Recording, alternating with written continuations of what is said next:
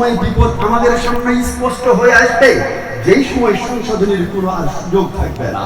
দুনিয়া থেকে বিদায় নেওয়ার পরে দুনিয়াতে যখন গায়ে শক্তি রয়েছে, বাহুবল রয়েছে, দল এবং বল রয়েছে, অর্থ সম্পদ রয়েছে, এই জন্যেই সবসময় অহংকার সদর্পে যেন সম্মুখ পানে ছুটে চলছি। যে কাজটা করছি সেই কাজ নিয়ে একটুকু পর্যালোচনা নেই, আমাদের কাজের সংশোধনের মানসিকতাও নেই। কাজটা ভুল হচ্ছে না শুদ্ধ হচ্ছে একবারও চিন্তা করার প্রয়োজন মনে করি না। যেটাতে আছি 100-100 যদি ভুল হয়ে থাকে তারপরেও শতভাগ সত্য মনে করে সম্মুখ পানে এগিয়ে চলছি। আর হঠাৎ করে মৃত্যুর ঘন্টা বেজে উঠবে, আর মৃত্যুর ঘন্টা বেজে উঠলেই পড়ি দুনিয়ার সব দরজাগুলো বন্ধ হয়ে যাবে। পরকালে যখন দেখা যাবে হায় রে এটা করেছি, এটার নাম তো বিদআত, আরেকটা ওটার নাম তো শিরক, আরেকটা ওটার নাম তো খুরাফাত। এইভাবে সবগুলো বাতিল হচ্ছে, একটাও টিকছে না। সর্বশেষ ফাইসালা আল্লাহ রাব্বুল আলামিন সৃষ্টি করেছেন আমাদের তার দাসত্বের জন্য, দাসত্বের মানদণ্ডে একটাও টিকলো না, সব তো ডানে বামে হারিয়ে গেল। শেষ পরিণতি কি হবে? যেহেতু যে উদ্দেশ্যে সৃষ্টি করেছেন উদ্দেশ্য বাস্তবায়ন হলো না, তাই সবশেষে জাহান্নামে নিক্ষিপ্ত হতে হবে। আল-ইয়াযু বিল্লাহ। তাই ভাইয়েরা আমার, আজকেই হলো সেই সময় যে পর্যালোচনা করে নিজের জীবনকে আমরা সংশোধনের পথে নিয়ে আসবো। আজকেই সিদ্ধান্ত গ্রহণের সময়। দেউলিয়া জীবন যাপন করব, যেটা দল বড় ওইটাই হক, যার বেশি দাপট রয়েছে ওইটাই হক, এমন কখনো ভুল যেন শয়তান আমাদের মাথায় দিতে না পারে। বরং কোরআন এবং সহিহ সুন্নাহর মানদণ্ডে কাজগুলোকে যাচাই বাছাই করার চেষ্টা করব। পরকালে যেন বলতে না হয় আল্লাহ গো আরেকবার ফিরিয়ে দাও, আরেকবার ফিরিয়ে দিলে এবার পাক্কা মুত্তাকি হয়ে আসবো। যেই ভালো কাজগুলো ছেড়ে এসেছি সব ভালো কাজগুলো করব, যেগুলো অন্যায় করেছি সব অন্যায়গুলোকে বর্জন করব। এই আফসোস যেন করতে না হয়, কারণ পরকালে আফসোস করেও লাভ হবে না, আল্লাহর কাছে এই ব্যর্থ আবেদন জানিয়েও লাভ হবে না। পরকালে কোনো আবেদন কিন্তু আর কবুল হবে না। তাই পরকালে জাহান্নাম থেকে বাঁচার কোনো পথও থাকবে না। ভাইয়েরা আমার, তাই দুনিয়াতেই চিন্তা করার, দুনিয়াতেই পর্যালোচনা করার, সঠিক সিদ্ধান্ত গ্রহণ করার হলে সময়। আল্লাহ রাব্বুল আলামিন আমাদের কেন সৃষ্টি করেছেন বলুন তো? যে উত্তর দিতে হবে আগেই বলেছি, যদিও সাধারণ আলোচনা, একটু যদি প্রশ্ন এবং উত্তর হয় তাহলে স্পষ্ট হবে। আমাদের চমকপ্রদ আলোচনার প্রয়োজন নেই, যেটুকু আলোচনা হয় আমরা বুঝবো, এটাই হলো কথা। আল্লাহ আমাদেরকে সৃষ্টি করেছেন তার ইবাদতের জন্য। আল্লাহ রাব্বুল আলামিন আমাদেরকে সৃষ্টি করেছেন তার ইবাদতের জন্য। শুরুতে আয়াত করেছি ওয়ামা খালাকাতুল জিন্না ওয়াল ইনসা ইল্লা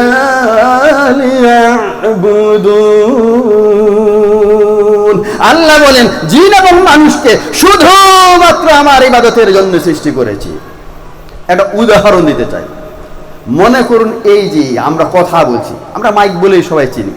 এই যে মাইকটা রয়েছে, একটা মাইকের অপারেটর রয়েছে, তিনি একটু দেখাশোনা করছেন, পরিচালনা করছেন।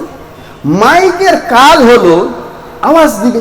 আমি যে কথাগুলো বলছি এই কথাগুলো বড় আওয়াজে বের হবে, সবখানে আশেপাশে পৌঁছে যাবে আওয়াজটা। এটা হলো মাইক, এই সহযোগিতাটা করবে। যিনি অপারেটর রয়েছেন তিনি এটা পরিচালনা করবেন। যদি মাইকের দ্বারা আমরা উপকৃত হই, মাইককে যে উদ্দেশ্যে নিয়ে আসা হয়েছে সেই কাজ যদি ঠিক থাকে তাহলে এটার পারিশ্রমিক তিনি পাবেন। এখন মনে করুন আজকের সভাপতি সাহেব আছেন এই প্রোগ্রামের, মনে করুন ঠাকুরগাঁর মাঝে তিনি সব থেকে প্রভাবশালী একজন ব্যক্তি, আর যিনি মাইক অপারেটর রয়েছেন তিনি একজন সাদাসিধা দরিদ্র মানুষ, তাকে উনি চিনেন, আর উনি এর আগে অন্যের হেল্পারি করেছেন মাইক অপারেটরের। তাই গরিব মানুষ হিসেবে তাকে সহযোগিতা দেওয়ার জন্য তিনি বলছেন, এই শোনো, তুমি অন্যের সঙ্গে হেল্পারি করো কেন, তুমি নিজে মাইকের ব্যবস্থা করো, যত টাকা লাগে আমি তোমার টাকা দিব। ভালো মাইক কিনে উনি একটা নমুনা দিয়ে দিলেন, এই এই এই এই কাটিং এর এই ধরনের এই মডেলের তুমি মাইক কিনো, মেশিন কিনো, যা প্রয়োজন তুমি কিনো। এইভাবে তিনি দিক নির্দেশনা দিলেন এবং মাঝে মাঝে ওই মাইক থেকে তিনি সহযোগিতা নেন। এবং উনি যে প্রভাবশালী লোক, উনার কথার যদি হেরফের হয় তাহলে শাস্তি উনি দিবেন, এখান থেকে কেউ বাঁচাতে পারবেন এমন একটা কঠিন লোক তিনি। এই মাঝে মাঝে প্রোগ্রাম হয়, ওই মাইকই ব্যবহার হয়। তিনি বলছেন যে শোনো, আমার প্রোগ্রাম হবে, ঢাকা থেকে মেহমান আসবে, কোনো ত্রুটি যেন না হয়, ঠিক মতো মাইকের সার্ভিস আমি চাই, যদি হেরফের হয় তাহলে বুঝবা পারিশ্রমিক তো পাবাই না, শাস্তি হবে। এই জন্য উনি অত্যন্ত ভয়ে একেবারে তটস্থ হয়ে আছেন। যেভাবে ঘোষণা এসেছে মজুরি তো পাবোই না, আরো পিটন হবে এটা নিশ্চিত। এই ভয়ের কারণে তিনি সতর্ক অবস্থান গ্রহণ করেছেন, আবার যেইভাবে তিনি বলছেন সেইভাবে কাজ করার চেষ্টা করছেন। এখন মাইকের কাজটা কি বলুন তো? মাইকের কাজ হলো আওয়াজটাকে বড় করে দেওয়া, আওয়াজটাকে একটু ভালো করা, এটা হলো মাইকের কাজ। মাইক আওয়াজ, এই যে আওয়াজটা স্বাভাবিকভাবে বড় করছে। এখন যদি আওয়াজই না হয় মাইকের, এটা মাইকের ত্রুটি, আওয়াজই হচ্ছে না, আমি মুখ দিয়ে যা বলছি তাই থেকে যাচ্ছে।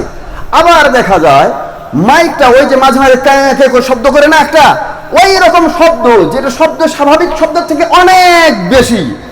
এখন ওই বেশি যদি শব্দ হয় খেঁকু করে, তারপরে মানুষ খেপে যাবে, কোন মাইক নিয়ে এসেছো তুমি? মাইক নিয়ে আসা হলো যেই কাজের জন্য কিছু হচ্ছে না, মানুষের কান যেন ফেটে যাবে এই অবস্থা, তাকে পিটন দিবে বা শাস্তি দেওয়ার ব্যবস্থা করবে।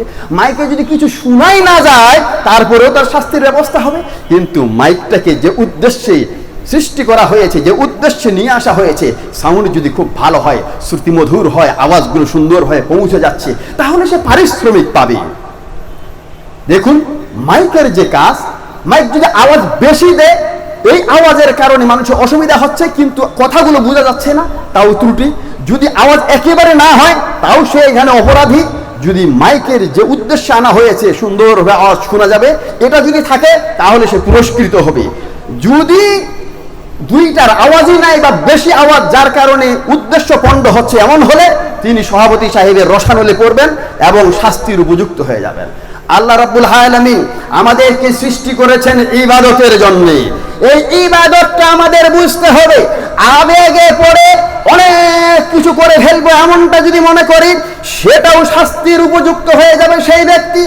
আবার যদি আমি কিছুই করলাম না, দুনিয়াকে নিয়ে ব্যস্ত হয়ে গেলাম, আল্লাহর ইবাদতের কথা স্মরণই করলাম না, এই ব্যক্তিও শাস্তির উপযুক্ত হবে। তাই আমাদেরকে মধ্যম পন্থা অবলম্বন করতে হবে, আর যেইভাবে কাজ করলে আমার সৃষ্টির উদ্দেশ্য প্রতিফলিত হবে সেইভাবে আমাকে কাজগুলো করতে হবে। সংক্ষেপে, যেহেতু সময় খুবই সংক্ষিপ্ত, শুধু অর্থ বলে আমি একটু বুঝাতে চাচ্ছি। বুখারীর হাদিস, আল্লাহ রাসূল সাল্লাল্লাহু আলাইহি ওয়াসাল্লাম থেকে বর্ণিত হয়েছে, আনাস রাদিয়াল্লাহু আনহু বর্ণনা করছেন, তিনজন সাহাবী আয়েশা রাদিয়াল্লাহু আনহার কাছে এসেছেন, এসে আল্লাহ রাসূল কেমন ইবাদত করেন শুনতে চাইলেন। যখন শোনানো হলো যে আল্লাহ রাসূল রাত্রিতে ঘুমানো, রাত্রিতে তাহাজ্জুদও পড়েন, তিনি নফল সিয়াম করেন আবার ছেড়ে দেন, এই ধরনের যখন শোনা হলো, আল্লাহর রাসূলের ইবাদতটা ওই লোকদের কাছে, ওই তিন সাহাবীর কাছে অল্প মনে হলো। এখন বলছে, আরে কোথায় আল্লাহর রাসূল আর কোথায় আমরা? আল্লাহ রাসূলের আগের পিছনের সব গুনাহ তো মাফ হয়েই আছে, এত কম আমল করলে কি আর আমাদের চলবে না? আমাদের বেশি আমল করতে হবে। এক ব্যক্তি এখন সিদ্ধান্ত নিল, আমি রাত্রিতে ঘুমাবো না, সারা জিন্দেগি রাত্রিতে শুধু সালাত করব, তাহাজ্জুদ পড়ে কাটিয়ে দিব। আরেক ব্যক্তি সিদ্ধান্ত নিচ্ছে, আমি কোনোদিন সিয়াম রোজা ছাড়বো না, সারা জিন্দেগি শুধু রোজা করতেই থাকবো। আরেক ব্যক্তি এখন বলছে, আরে যত ঝামেলা লাগলে বিয়ে সংসার হলে না, কারণ এদিকে বউর চাহিদা পূরণ করতে হয়, এদিকে সন্তানের সন্ততির কাপড় লাগবে, এটা লাগবে সেটা লাগবে, ইবাদত বন্দেগীর সময় পাওয়া যায় না, যাক আমি বিয়েই করব না। তিনটা লোকের তিনটা সিদ্ধান্ত, কয়টা? তিনটা। একজন সারা জিন্দেগি রাত্রিতে নামাজ পড়বে, তাহাজ্জুদ পড়বে। আরেকজন সে সারা জিন্দেগি দিনের বেলা সিয়াম পালন করে রোজা রাখবে, রোজা ভাঙবে না। আরেকজন এত বেশি ইবাদত বন্দেগী করবে যে সেই ব্যক্তি কখনো বিয়েই করবে না। তাদের এই সিদ্ধান্ত কি খারাপ ছিল? তারা তো ইবাদত করতে চাইছে, তাই না? আল্লাহ সৃষ্টি করেছেন ইবাদতের জন্য, তারা তো ইবাদতেই করতে চাইলেন। কিন্তু এরপরেও শেষে কোন আল্লাহ রাসূল সাল্লাল্লাহু আলাইহি ওয়াসাল্লাম উপস্থিত হয়ে বলছে, আনতুমুল লাযিনা কুনতুম কাযা ওয়া কাযা, আহে তোমরা এরকম কথা বলছো নাকি? জি আমরা তো এরকম বলছি। আল্লাহ রাসূল কয়েকটা তাগিদ লাগিয়ে বলেন, আমা ওয়াল্লাহি ইন্নী লা আখশাকুম লিল্লাহি ওয়া আত্তাকুম। আল্লাহর শপথ করে বলছি, সাবধান, আল্লাহর শপথ করে বলছি, নিশ্চয় আমি তোমাদের থেকে আল্লাহকে অধিক গুণ বেশি ভয় করি। এরপরে আমি আল্লাহর রাসূল হয়ে রাত্রিতে ঘুমাইও, সালাতও পড়ি, আমি মাঝে মাঝে নফল সিয়াম পালন করি, মাঝে মাঝে বাদ দিই। আবার আমি আল্লাহ রাসূল হয়ে বিয়ে করেছি, ফামান রাগিবা আন সুন্নতি ফালাইসা মিন্নি, যে আমার তরিকার অনুসরণ করে না সে আমার দলভুক্ত না। এগুলো ব্যাখ্যা বিশ্লেষণ অধিক বাদ, সময় নেই, মোটেও সময় নেই। আরেকটা হাদিস সহিহ মুসলিমে বর্ণিত হয়েছে, একটা হাদিস আবু হুরায়রা রাদিয়াল্লাহু আনহু থেকে বর্ণিত হয়েছে। একজন গ্রাম্য আরব আল্লাহ রাসূল সাল্লাল্লাহু আলাইহি ওয়াসাল্লামের কাছে এসে বলছে, দুল্লানি আলা আমালিন ইযা আমিলতুহু দাখালতুল জান্নাহ। আল্লাহ রাসূল গো, আমাকে আপনি এমন আমলের কথা, এমন ইবাদতের কথা বলে দিন যেই ইবাদতটা আমি করলে জান্নাতে প্রবেশ করতে পারবো। সুবহানাল্লাহ, খুব ভালো কথা না, যে আমল করলে জান্নাতে যেতে পারবো। আল্লাহ রাসূল সাল্লাল্লাহু আলাইহি ওয়াসাল্লাম, আপনারা সাল্লাল্লাহু আলাইহি ওয়াসাল্লাম বলেন, যখনই নাম শুনবেন সাল্লাল্লাহু আলাইহি ওয়াসাল্লাম পড়বেন, এটা তো আপনারা অভ্যস্ত হয়ে গেলেন, তাই না? তিনি এখন বলছেন তা'বুদুল্লাহ ওয়া লা তুশরিকু বিহি শাইআ, আল্লাহর ইবাদত করবে, আল্লাহর সঙ্গে কাউকে শরীক করবে না। তাহলে আল্লাহর ইবাদত করবে, ইবাদতে কাউকে শরীক করবে না। দ্বিতীয়, তুকিমুস সালাতাল মাফরুদাহ, ফরজ সালাত মাকতুবা, ফরজ সালাত তুমি আদায় করবা। এরপরে তুআদ্দি যাকাতাল মাফরুদাহ, ফরজ যাকাত তুমি প্রদান করবে। এরপরে রমজানের সিয়াম পালন করবে। এই ঘোষণা যখন আল্লাহ রাসূল দিলেন, এই দিক নির্দেশনা যখন ওই ব্যক্তিকে দিলেন, সেই ব্যক্তি এখন আল্লাহ রাসূল সাল্লাল্লাহু আলাইহি ওয়াসাল্লাম করে কি বলছেন, ওই সত্তার শপথ যার হাতে আমার প্রাণ, আপনি যা বলেছেন লা আযীদু, এর থেকে বাড়াবো না, একেবারে একটুকু, ওয়ালা আনকুসু মিন, এর থেকে একটু কমাবো না, বাড়াবো না, কমাবো না। আল্লাহ রাসূল গো, আপনি যে দিক নির্দেশনা দিয়েছেন অক্ষরে অক্ষরে হুবহু সেগুলোকে আমি প্রতিফলন ঘটাবো, বাস্তবায়ন করব, এর বাইরে যাব না। লোকটা এই বলে যখন ফিরে চলে যাচ্ছে, আল্লাহ রাসূল সাল্লাল্লাহু আলাইহি ওয়াসাল্লাম উপস্থিত সাহাবাগণকে লক্ষ্য করে বলছেন, মান সাররাহু আইয়ানজুরা ইলা আহলিল জান্নাহ ফালইয়ানজুর ইলা হাযা, যেই ব্যক্তি কোনো জান্নাতি মানুষকে দেখে আনন্দ পেতে চায়, সেই ব্যক্তি যেন এই লোকটার দিকে তাকায়। সুবহানাল্লাহি ওয়া বিহামদিহি। কেন এই লোকটা জান্নাতি হলো? একটু উত্তর দিবেন, এই লোকটাকে কেন জান্নাতি বলে আল্লাহ রাসূল ঘোষণা দিলেন? মানে আল্লাহ রাব্বুল আলামিনের পক্ষ থেকে যে দিন আল্লাহ রাসূল সাল্লাল্লাহু আলাইহি ওয়াসাল্লাম নিয়ে এসেছেন, আল্লাহ রাসূল সাল্লাল্লাহু আলাইহি ওয়াসাল্লাম যে দিন শিক্ষা দিয়েছেন, এরপর আর কোনো মাতব্বরি মারবে না। এটা যেইভাবে এসেছে সেইভাবে শিরোধার্য করে নিবে, এর থেকে বেশিও করবে না, কমও করবে না। নিজের বাহাদুরি দেখায় দিন তৈরিও করবে না, আর বাহাদুরি দেখে দিনকে কাটছাট করে বাইর করে দিবে এমনটাও করবে না। বরং আমরা মানুষ, আমরা দুর্বল, আমরা অসহায়, ওই দিন তৈরি করার মতো যোগ্যতা, ব্রেন, মেধা আমাদের নেই। আমরা খুবই সীমিত জ্ঞানের অধিকারী, তাই ওহী যা এসেছে তাই পালন করতে হবে, এটাই হলো আমাদের কাজ, এটাই হলো আমাদের দায়িত্ব। যখন এই ব্যক্তি, এই সাহাবী এই স্বীকৃতি প্রদান করেছে, কমও করব না, বেশিও করব না, এই স্বীকৃতির পর আল্লাহ রাসূল সাল্লাল্লাহু আলাইহি ওয়াসাল্লাম বললেন, জান্নাতি লোককে দেখতে চাইলে এই লোকটাকে দেখো। সুবহানাল্লাহ। তাহলে এই ব্যক্তি যেভাবে দিন এসেছে সেইভাবে পালনের স্বীকৃতিতে জান্নাতের সুসংবাদ পাচ্ছে। আর আগের যে হাদিসটা বললাম, বুখারীর হাদিস, তিন সাহাবী তারা অনেক বেশি আমল করতে চাইলেন, এরপরে আল্লাহ রাসূল সাল্লাল্লাহু আলাইহি ওয়াসাল্লাম কিন্তু হুমকি দিলেন তাদেরকে। এর থেকে বোঝা যায় আবেগের বশীভূত হয়ে বেশি আমল করলেই জান্নাত পাওয়া যাবে এমনটা না, বরং কোরআন এবং সহিহ সুন্নাহ ভিত্তিক যদি অল্প আমল হয় ওইটাতে মুক্তি লাভ হবে। যদি খুব বেশি আমল করলাম, কোরআন সুন্নাহ ভিত্তিক যদি না হয়ে থাকে, মনের চাহিদা অনুযায়ী করলাম, পীর বাবার চাহিদা অনুযায়ী করলাম, নেত্রী বা নেতার চাহিদা অনুযায়ী করলাম, সমাজের মানুষের দৃষ্টিকে সামনে রেখে মানুষের মন জুগিয়ে কথা বললাম বা ওইভাবে চললাম না, ওগুলো কখনো গ্রহণযোগ্য হবে না। ওই যে পরকালে যখন শেষ ঠিকানা হবে জাহান্নামে, বলবে রব্বানা আখরিজনা মিনহা না'মাল সালিহান গায়রাল্লাযী কুননা না'মাল, আল্লাহ গো আরেকবার বের করো জাহান্নাম থেকে, দুনিয়াতে একবার পাঠাই দাও, আর ভালো আমলগুলো করব। আল্লাহ বলবেন কাল্লা, কখনো হবে না, ওই পথ শেষ, সুযোগ শেষ, রাস্তা বন্ধ হয়ে গেছে। ভাইরা আমার, সময় তো শেষই হয়ে গেল, কি করবেন, সময় শেষ। তা আমি বলতে চাচ্ছি ভাইয়েরা আমার, আমরা আবেগে কোনো কাজ করব না, চিন্তা ভাবনা করে করব। না হলে পরকালে এমন দিনে বিপদে পড়তে হবে যেই সময় আপনাকে কোনো আলেম সহযোগিতা করতে আর পারবে না, ওইখানে কেউ উপকার করতে পারবে না। আপনারা জানেন ইব্রাহিম আলাইহিস সালাম তার বাবা যখন জাহান্নামে নিক্ষিপ্ত হবে, ইব্রাহিম আলাইহিস সালাম সেখান থেকে আর রক্ষা করতে পারবেন না। আল্লাহ রাসূল সাল্লাল্লাহু আলাইহি ওয়াসাল্লাম তার চাচাকে রক্ষা করতে পারবেন না জাহান্নাম থেকে। শাস্তি হবে, শাস্তি কিছু লাঘব হবে, কিন্তু শাস্তি হবে।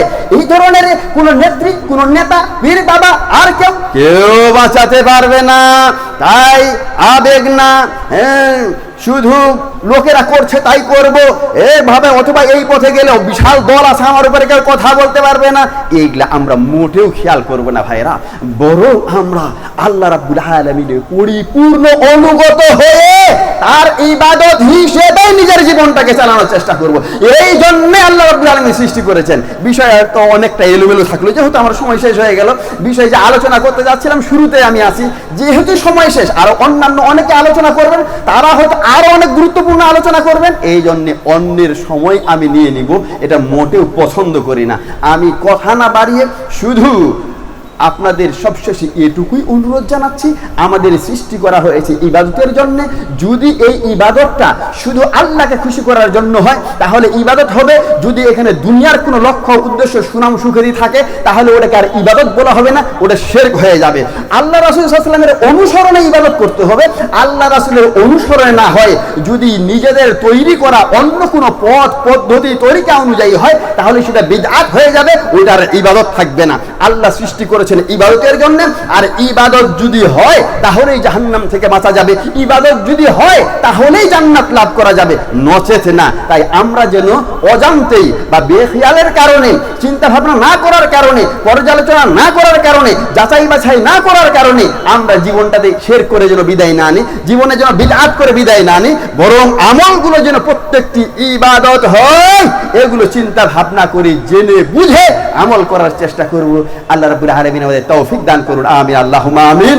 যদি এমনটা করতে পারি তাহলে আল্লাহ রাব্বুল আলামিন বিভিন্ন জায়গায় সুসংবাদ দিয়েছেন, আল্লাযীনা আমানু ওয়া আমিলুস সালিহাত লানুবাউইআন্নাহুম মিনাল জান্নাতি গুরাফা তাজরি মিন তাহতিহাল আনহার খালিদিনা ফিহা। আল্লাহ রাব্বুল আলামিন বলছেন যারা ঈমান আনবে এবং আমলে সালেহ, ওই যেটা ইবাদত ওটা আমলে সালেহ, যেটা ইবাদত ওইটা আমলে সালেহ। আমলে সালেহ হওয়ার জন্য প্রয়োজন আল্লাহ রাসূলের সুন্নাহ ভিত্তিক এবং ইখলাস ভিত্তিক, ওইটাই হবে ইবাদত এবং ওইটাই হলো আমলে সালেহ। তাই আমলে সালেহ এর জন্য পুরস্কার ঘোষিত হয়েছে, ইবাদতের জন্য আমাদের সৃষ্টি করা হয়েছে। আসুন আমরা লক্ষ্য স্থির করি যে ইবাদতের উপরে থাকবো, বড় দল দেখব না, টাকা পয়সা দেখব না, দুনিয়ার ক্ষমতা দেখব না, দুনিয়ার স্বার্থ দেখব না, আনন্দ বিনোদন দেখব না। আমাকে আল্লাহ তার দাসত্বের জন্য সৃষ্টি করেছেন, অগণিত নিয়ামতে ভরপুর করে দিয়েছেন, এই নিয়ামতের শুকর আদা করব, আল্লাহ সৃষ্টির উদ্দেশ্য বাস্তবায়ন করব। যদি এমনটা করে আল্লাহকে খুশি করে পরকালে যেতে পারি, পরকালে সব সহযোগিতার রাস্তা যখন বন্ধ হবে, আল্লাহ রাব্বুল আলামিন বন্ধু হিসেবে আমাদেরকে সেই দিন আমাদের কল্যাণ করবেন, জাহান্নাম থেকে বাঁচাবেন, জান্নাতের মেহমান হিসেবে আমাদের গ্রহণ করবেন। আল্লাহ রাব্বুল আলামিন আমাদেরকে সঠিক বুঝ দান করুন, সঠিক পথে চলার তৌফিক দান করুন, ইবাদত জিন্দেগি গঠন করার তৌফিক দান করুন, আমিন আল্লাহুম্মা আমিন। আর কথা না বাড়িয়ে এখানেই সংক্ষিপ্ত আলোচনা শেষ করছি। আল্লাহ রাব্বুল আলামিন আজকের এই আলোচনা সভা ও প্রশ্নোত্তর সভাকে কবুল ও মঞ্জুর করুন। যারা কষ্ট করেছেন, ত্যাগ স্বীকার করেছেন, দূর দূরান্ত থেকে এসেছেন, শ্রম দিয়েছেন, টাকা দিয়েছেন, সবারই এই ত্যাগকে, কোরবানকে আল্লাহ রাব্বুল আলামিন কবুল করুন, পরকালে উত্তম বিনিময়ে আমাদের ভূষিত করুন, আমিন আল্লাহুম্মা আমিন। ওয়া আখিরু দাওয়ানা আলহামদুলিল্লাহি রাব্বিল আলামিন। সুবহানাকা আল্লাহুম্মা ওয়া বিহামদিকা আশহাদু আন লা ইলাহা ইল্লা আনতা আস্তাগফিরুকা ওয়া আতুবু ইলাইক। আসসালামু আলাইকুম ওয়া রাহমাতুল্লাহি ওয়া বারাকাতুহু।